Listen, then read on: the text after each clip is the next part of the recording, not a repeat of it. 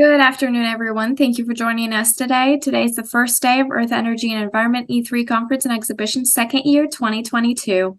My name is Jomana Tarek Abdurazik. I'm a petroleum engineer, a recent master's degree in petroleum engineering graduate from University of Houston, currently working as an engineer in Houston, Texas. I have the pleasure to be here with you this afternoon as a member of the Technical Committee of Earth, Energy, and Environment E3 Conference and Exhibition.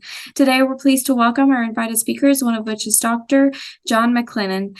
With a long industry experience in oil and gas and a rich history of research in geomechanics, Dr. John McLennan is a university professor at University of Utah. And today he will be discussing the research in geothermal energy.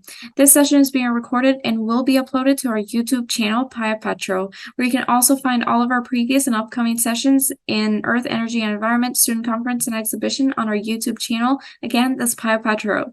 Please feel free to send your questions in the chat box and we will answer as many questions as possible. With that, I ask you to give your full attention to our invited speaker and help me in welcoming today's very honorable guest. Please welcome Dr.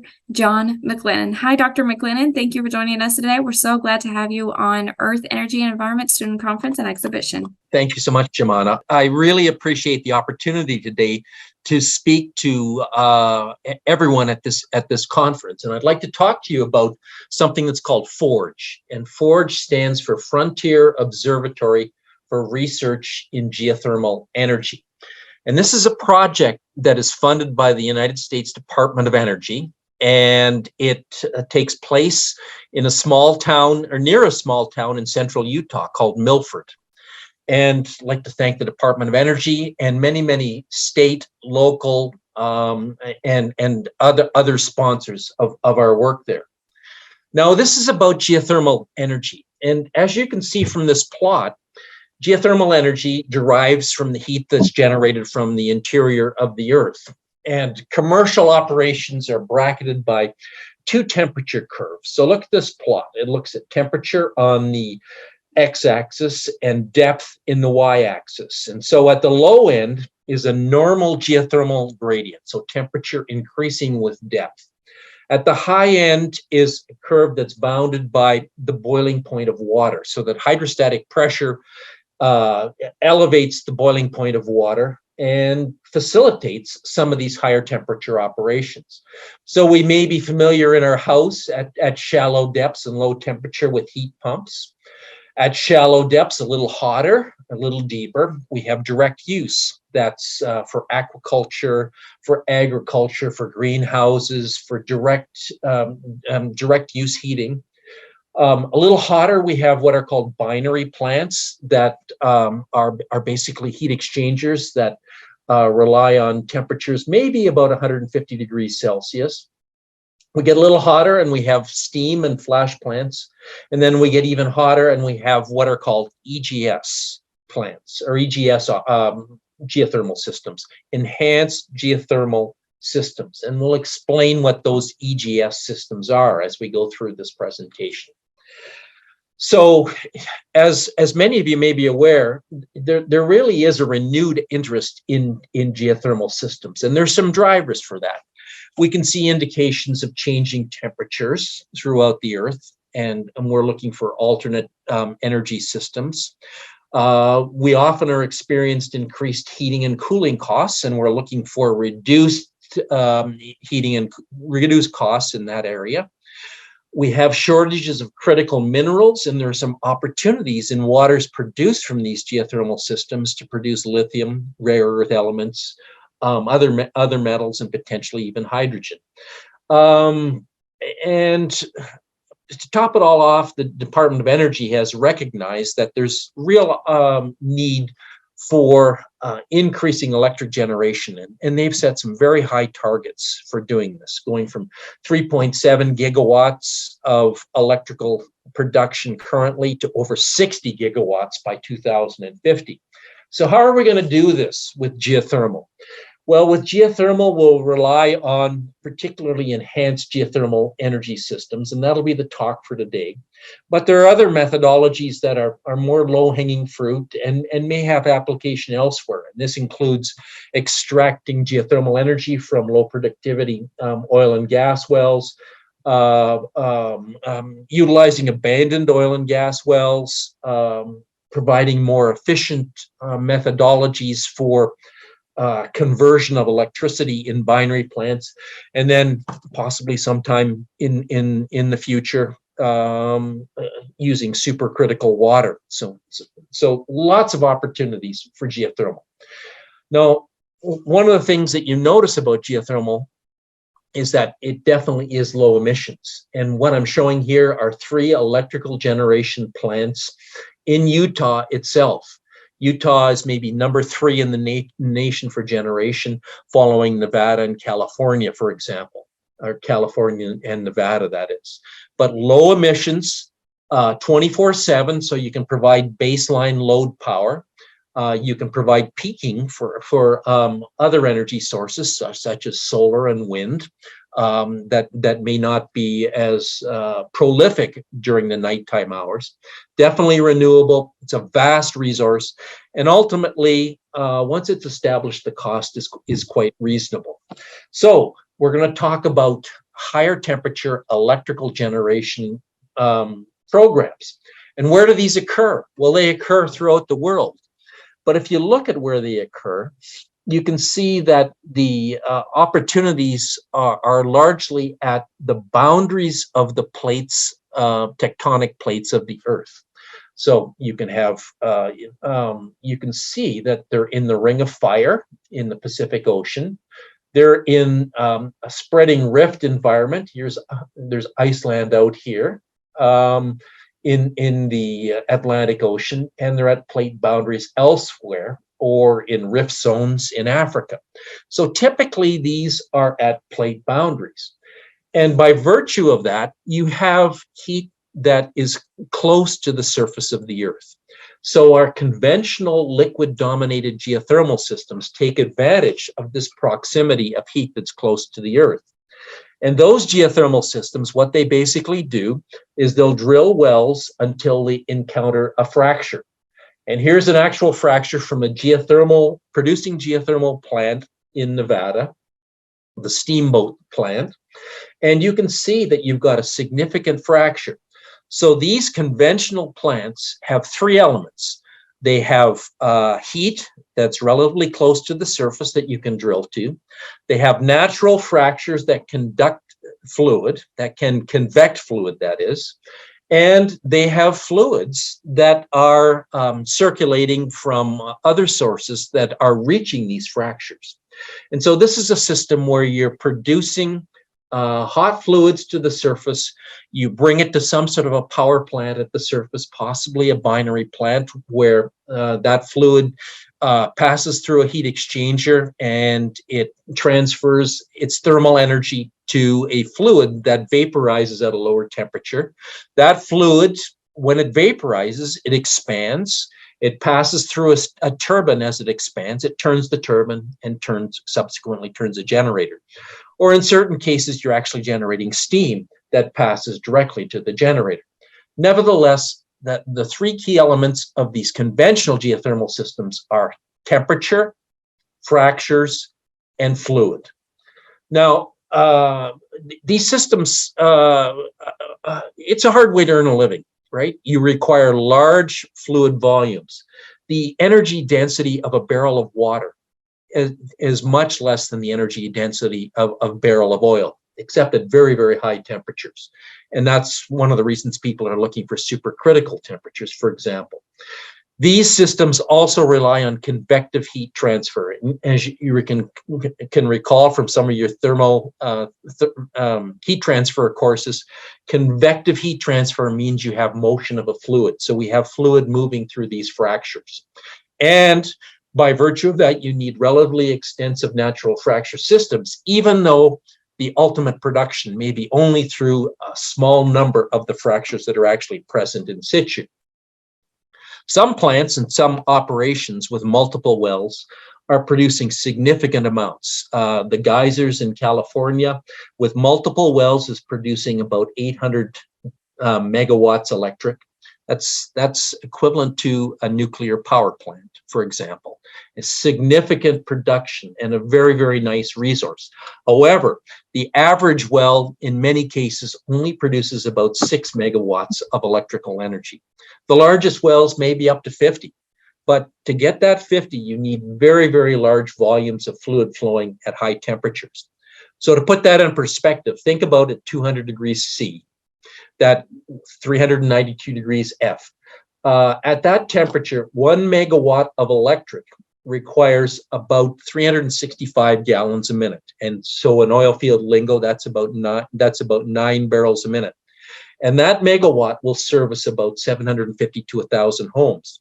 So you think about what the requirements are for some of these larger plants or larger wells. That's significant fluid volumes. And in many parts of the country, we don't have those opportunities for these plants. However, if you look at this, you can see that opportunity does exist if we drill to adequate depth. So you drill to adequate depth. Look at drilling to 3 kilometers in the west, in the eastern part of the country. So let's just look at the left-hand panel first. Let's drill to 3 kilometers. And let's say that to make a binary plant where we have one of these binary operations where we have a heat exchange system. Let's say that 150 degrees C is the economic limit of that. It may be lower these days because of improvement in fluids and technology for heat transfer, but you can see that a large part of the country has those criteria, looking for 150 C, but they're mostly within the western part of the United States. You can see this red dot here, that's off limits, that's Yellowstone. Now, if we drill even deeper, what we find though is that this 150 degrees C contour moves through a larger part of the country. So suppose that we can drill to those depths in other parts of the country, and suppose that we can add the other 2 elements that are missing. Remember, we need heat, we need fractures, and we need fluid. So suppose we can drill to the heat, but we're going to add the fractures by hydraulic fracturing, and we're going to circulate fluid, heat transfer fluid, let's use water, through this system, so that we can take advantage of geographic areas outside of the western part of the country. And this is essentially what is entailed with an enhanced geothermal system, that you're drilling to heat and you're adding the other 2 elements. Now, sounds pretty straightforward, doesn't it? Well, the problem is we've been trying to do this for the last 50 years, starting with the Fenton Hill project in the Jemez caldera in New Mexico. And we've tried throughout the world and with limited success. There have been some cases where there's been electric generation, but it's usually in the low megawatt ranges. However, the Department of Energy recognized that there have been significant changes in drilling technology, particularly drilling inclined and horizontal wells. And they said, and with hydraulic fracturing, they said, let's go after this again. So about 5, 6, 7 years ago, they conceived of a desktop competition where 5 different organizations were given $400,000 to qualify their project as a potential laboratory for testing out enhanced geothermal systems. And subsequent to that, that was down selected to 2 locations. One was Fallon, Nevada. That was a project that was run by Sandia National Laboratory. And the second was Milford, Utah. Now, ultimately, Milford, Utah won out, and it has become this Forge laboratory. And ultimately, the amount of money that's made available by the Department of Energy has increased from the 130 shown here originally to 220 million, and potential increases we're anticipating and hoping for at least. So how does all of this work? Okay, here is a conceptual plan for an EGS system. This is a classical EGS system. There are variations that people have on this, but this is what we're testing out at the Forge site. So the first thing is to drill an injection well. And so we've drilled one well, and that well is not quite horizontal. It's drilled at about 65 degrees. The reason for that is that 65 degrees allows us to convey logging tools on trolleys and other mechanisms to get to bottom, rather than have to put those logs in on pipe. The second thing, and this has been done too, is to create a system of hydraulic fractures at the toe, the extreme end of that injection well. And with those hydraulic fractures, you're also monitoring seismicity that goes along with them, so that you'll drill a second well into that seismicity. Because anytime you break something, hydraulic fracturing being no exception, you give off microseismic signals. And so if you monitor those signals, we're anticipating that those signals are going to delineate where the fractures are.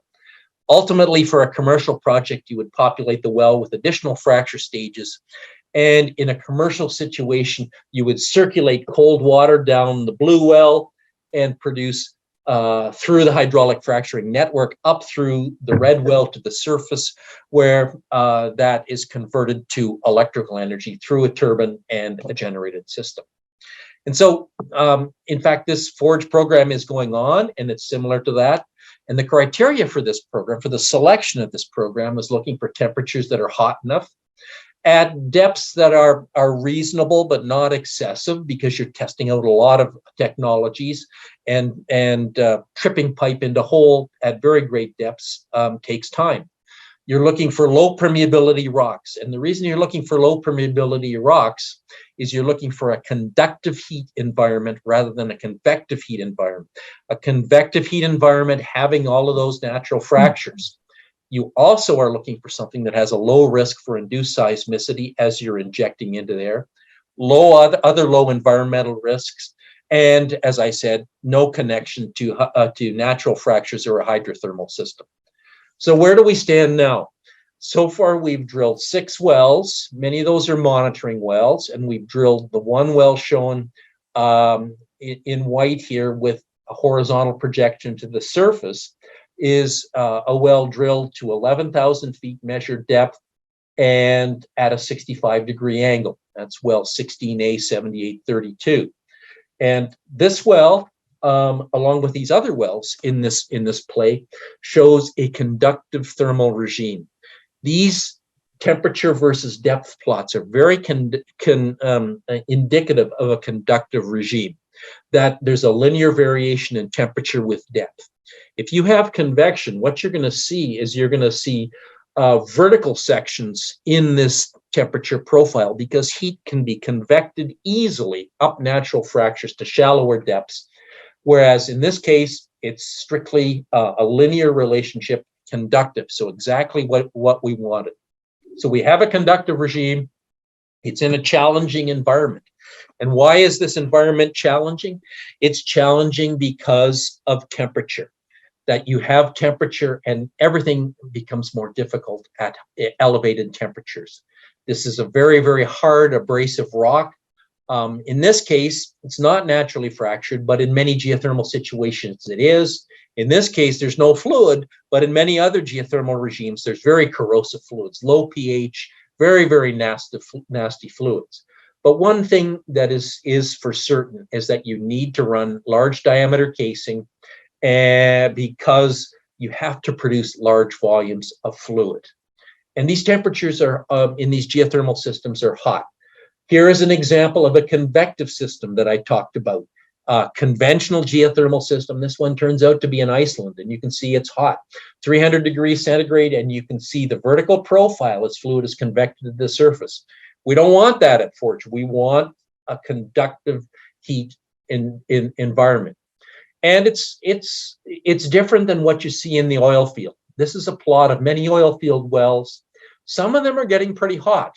Our FORGE well is somewhere up here, but typically at lower pressures than exist there.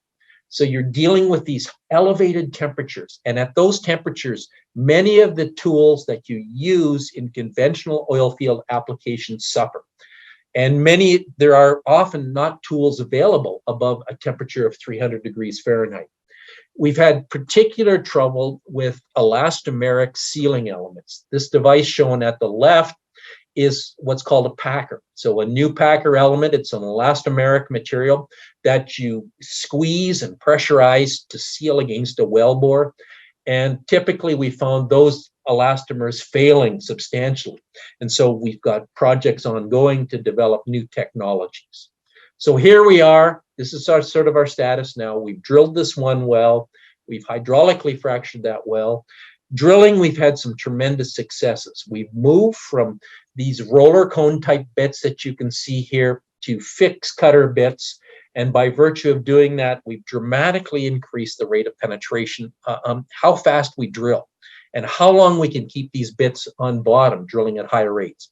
A great success story at Forge. But with success comes challenges that we've drilled that much faster in this hot rock, a hard rock, but it's a very rugose, very rough surface of these rocks. So these are profiles developed from logging tools showing the surface of the holes that we've drilled. And it's 8 3/4 inch diameter by about 10 feet long in each one of these cases. And you can see that it's quite rough. And that has consequences for running casing, running fiber optics, cementing these wells. And that's one of the things we're trying to get around. But we've been very, very successful in going to PDC bits in these wells, polycrystalline diamond compact bits with no moving parts, that there are diamonds embedded in all of these cutters that you can see here.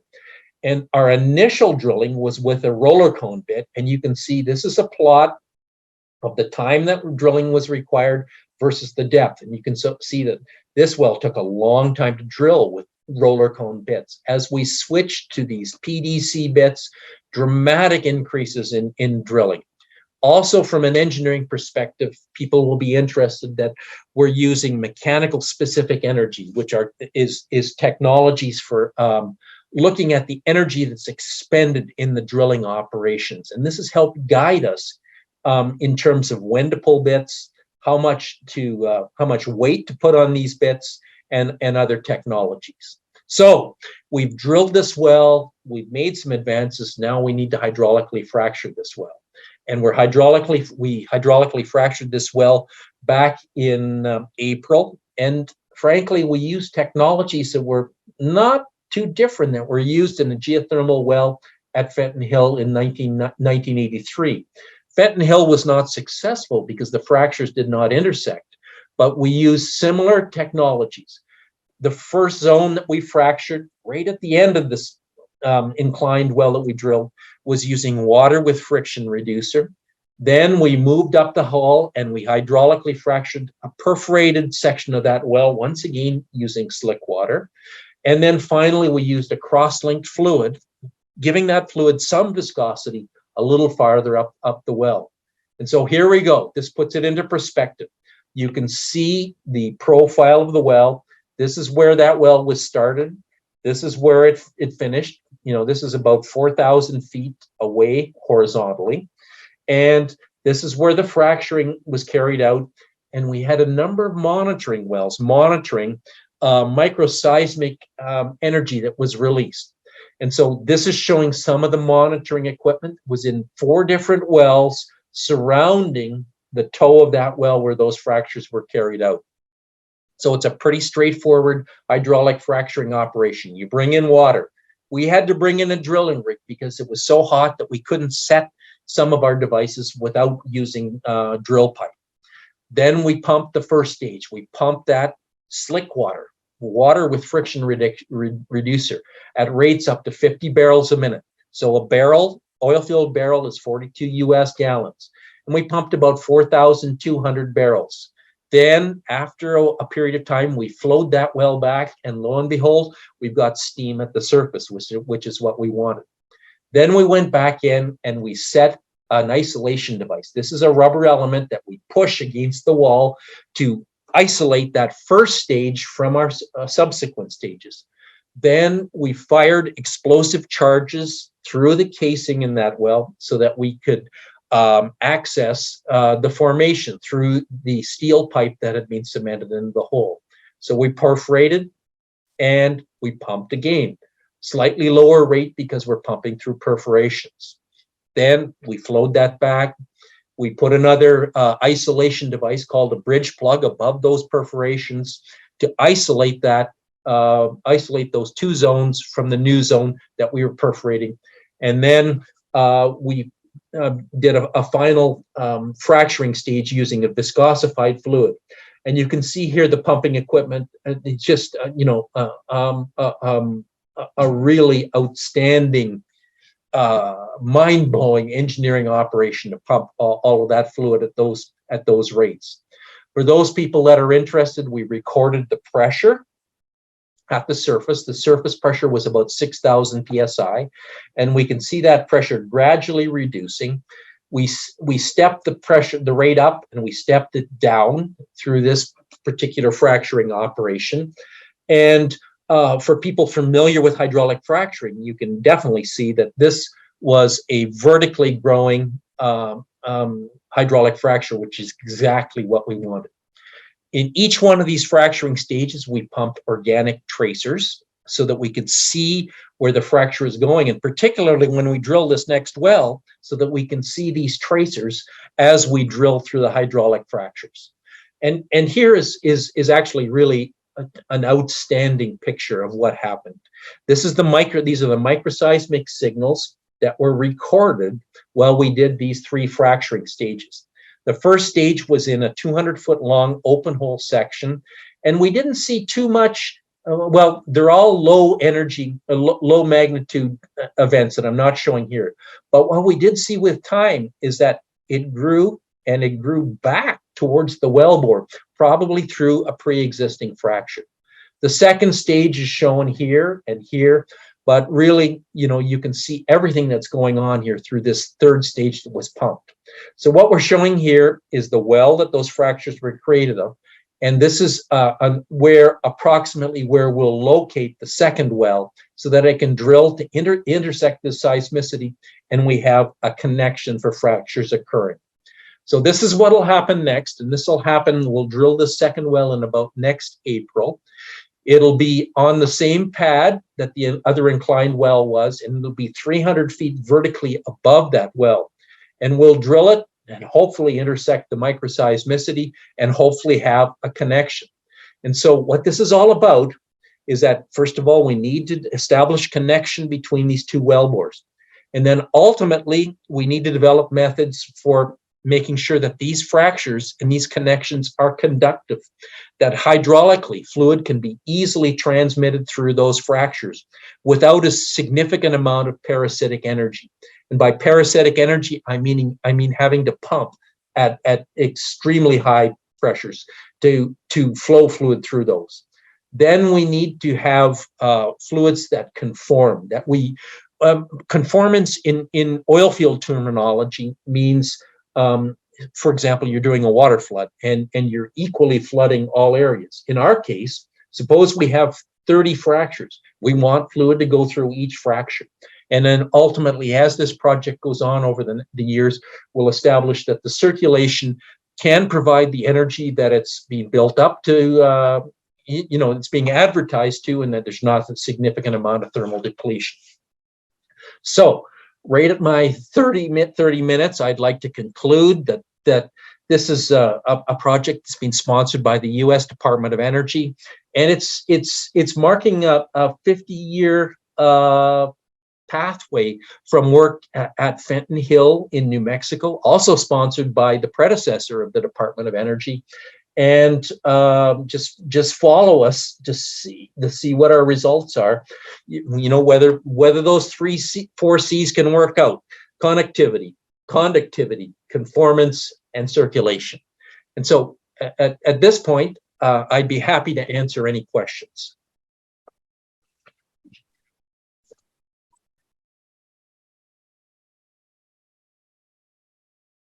I think there may be a couple of questions that were posted. One is asking whether fracturing technique safe for deep water reservoir. And go ahead. Okay, well, I mean, that's a question I should propose to you, Professor Solomon. But the fracturing technology that was adopted was really quite standard. It stemmed from the fracturing methodologies that were adopted in December of 1983 at the Fenton Hill site in New Mexico. At that Fenton Hill site in New Mexico, the company, you can see some of the trucks there. That was a company called Dowell, later purchased by Schlumberger. And the pumping rates there reached 50 barrels a minute, similar to what was done here. The fluid was friction-reduced water, similar to what was pumped here. The volumes were much larger, 5 million, almost 6 million gallons of fluid were pumped at that particular location. And they pumped a diverter, or a fluid loss agent, which was 200 mesh calcium carbonate. So the fluids were very similar and not substantially different to what people adopt. Now, offshore, it depends where you are offshore. If you're offshore in a very high permeability formation, you might do what's called a frac pack, where you're pumping a very viscous fluid and you're pumping in high concentrations of proppant. We did not pump proppant in this particular well because we wanted to avoid a screen out. In some of the deeper new generation offshore plays that we'll see people going back to, you may be seeing hydraulic fracturing fluids such as this pumped again under conditions that are similar to this. The fluids that were pumped, per another question, I can tell you reasonably exactly. So they were slick. 2 stages were slick water. So slick water is water with some sort of a copolymer that serves as a friction reduction agent. The 3rd stage was intentionally viscosified, and that was a carboxymethyl hydroxy propyl guar, and it was pumped with a blend of crosslinkers, a borate crosslinker and a zirconate crosslinker. 40 pounds per 1,000 gallon was I believe the loading that was used in the linear fluid. Well, I have a question of my own to ask you. You should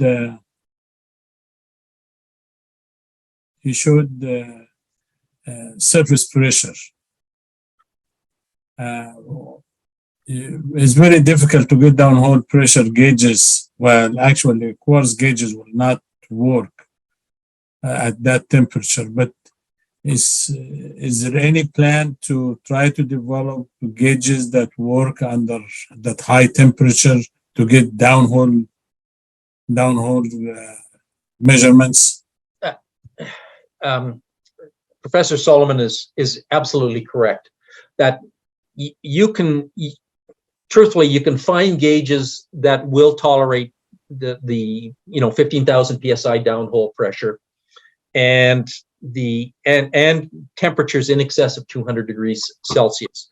The problem is that the functionality of those devices is limited to a number of hours, and it was longer than our equipment would be in the hole. And so there fundamentally were no significant gauges that we could run. At Forge, we are, of the allocation of money that we receive at Forge, half goes towards operations such as what I described, and half goes towards funded research. At the present time, we're funding research in terms of isolation devices such as packers, conformance control devices, some simulations and things like that, but we are not funding pressure gauge research at the present time. We'd like the industry to take that on, and we'd like to demonstrate that geothermal is feasible so that they can establish that there is a market for those types of devices. That's one of the limiting factors for geothermal, is that some sort of success needs to be generated, and that's what Forge does. It kind of de-risks things. So we would welcome any people who are interested in testing out a pressure gauge to come forward, and we'd be happy to try it. There was an idea some time ago about the quartz gauges can work up to 350 degrees Fahrenheit. Beyond that, they deform. And I knew a researcher that was looking at taking care of this problem. He had an interesting idea that we can discuss some other time. I'd be interested. I mean, some people have proposed some capillary measurements too, but it was just, too complicated and expensive for us to try. Yeah. Very good. Thank you. So, is there any other questions? I did not. Well, let's see. There was one question.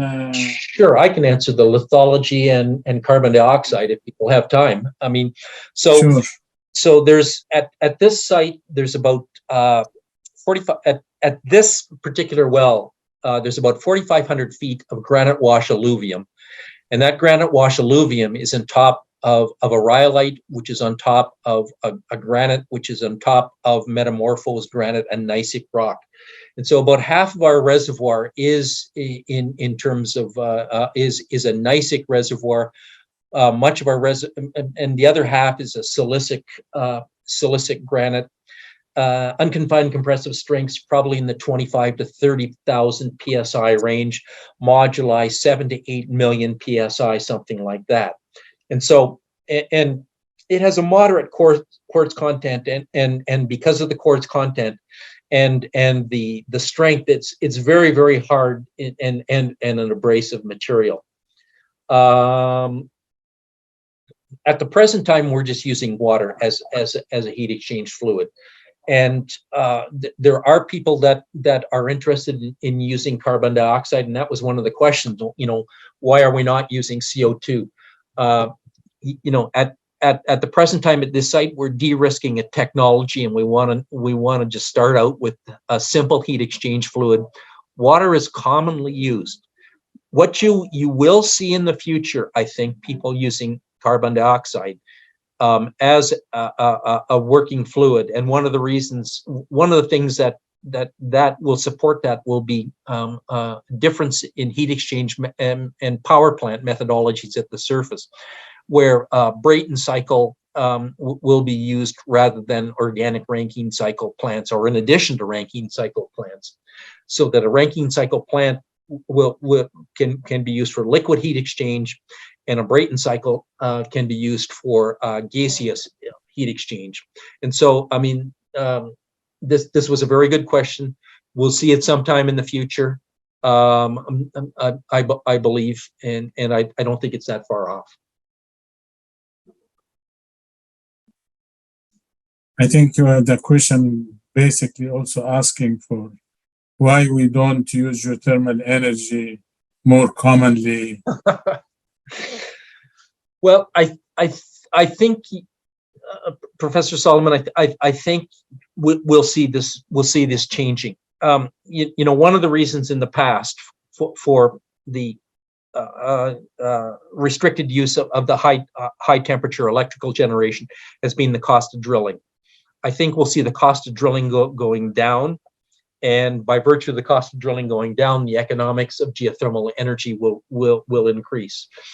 What we will see, and I guarantee this, and it'll happen quickly, are an expanded application of lower temperature and medium temperature geothermal resources. And these, for example, ground source heat pumps, I think we'll see a tremendous increase in direct utilization and generation of heating, cooling, and hot water with shallow application of geothermal technologies. And so I think within the next decade, you're going to see a tremendous increase in that market sector. This is great, and this brings us to 5 o'clock. It is we thank you so much, Dr. McLennan, for this presentation. It's really nice. I'm going to listen to it again. Well, I'm not sure I'd go that far. Well, and that anyways, will. Thank you. Thank you very much, and that will close our day. And hope to see you for the audience. Hope to see you tomorrow. Thank you very much, everyone, and good evening and good night. Thank you.